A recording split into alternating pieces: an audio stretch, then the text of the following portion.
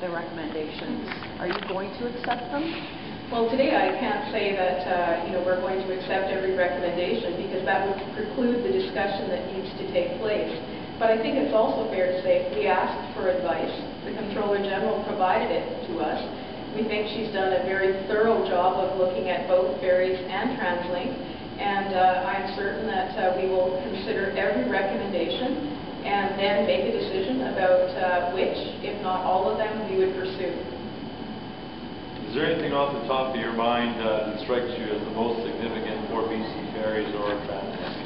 Well, I think there's a really significant recommendation. One of them is about bringing together the regulator's role in both organizations.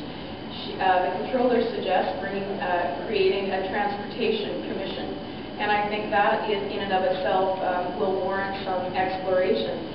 It would also expand the mandate of the regulator, and I do think that that is a significant addition to what currently happens today. For example, the Comptroller recommends that the new commission would have the opportunity to comment publicly about things like service levels, and to do that on a more regular basis. In fact, for example, annually when it comes to BC Ferries, about operation, about fares, about service levels, about routes, about the work that BC Ferries is doing. So in fact, I think it is significant that she suggests a transportation commission with an expanded mandate. And I think it'll be interesting to hear from the commission, the current ferry commissioner, for example, about his views around those recommendations, and I intend to do that. No, I was unclear from my reading of the report whether that transportation commission would smoosh together, oh, that's a technical term, sorry, put together the ferries and TransLink. Yes, it would. It would. So in fact,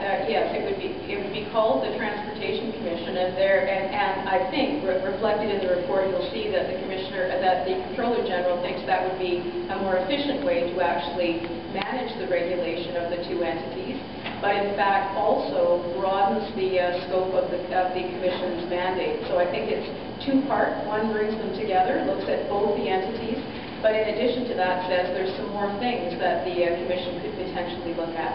So I think that's a significant recommendation that the Comptroller brings to the table. I think the other key recommendation is also one of the principles of the report, which is the necessity to separate authorities from boards and entities. And she's been very clear that in the case of BC Ferries, from her perspective, there has been an amalgamation of those roles, if you would, that the authority is the board, and she expresses concern about that, so that in both cases, both in Ferries and TransLink, she suggests that there needs to be a more distinct role for the authority, taking on the role of the overseer for the shareholder, and she believes that that needs to be strengthened. So again, I think those are important considerations that government will have a look at. Minister, one of the things the Comptroller was very critical about was compensation for the executives. How do you react to that? Well, I think even initially as a new minister, and I think all of us have expressed concerns about compensation. I think the general public reacts to that as well. So I think the Comptroller has spent a lot of time looking at, in the case of BC Ferries, how compensation is determined and the levels of compensation. Her recommendation that she brings to government is that there be legislative change to allow for compensation to be considered in the same way that we use public sector compensation guidelines. And so again, I think that's a recommendation that government needs to consider, and we certainly will do that. What that would mean is that as the authorities consider salaries for executives, that they would be expected to use public sector guidelines. The report points out that in the case of BC Ferries, for example, the comparators from the Comptroller General's perspective were not necessarily the ones that she thinks would be most relevant to those wages. So again, I think it validates the concern that was expressed both by myself and others about wage issues, and she makes some recommendations that will be considered, I think, that would help address those concerns. Minister, in your view, when it comes to TransLink, what does this report and what you take out of the report mean for the future of how transportation is governed in Greater Vancouver?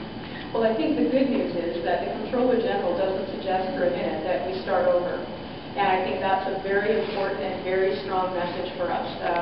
What she has said clearly is that there needs to be some clarification definitions of roles and mandates, that we need to work more collaboratively together. And I think one of the reasons that the Comptroller General suggests that there needs to be provincial representation on a potential transit authority is so that we can talk about our plans together in a more coordinated way.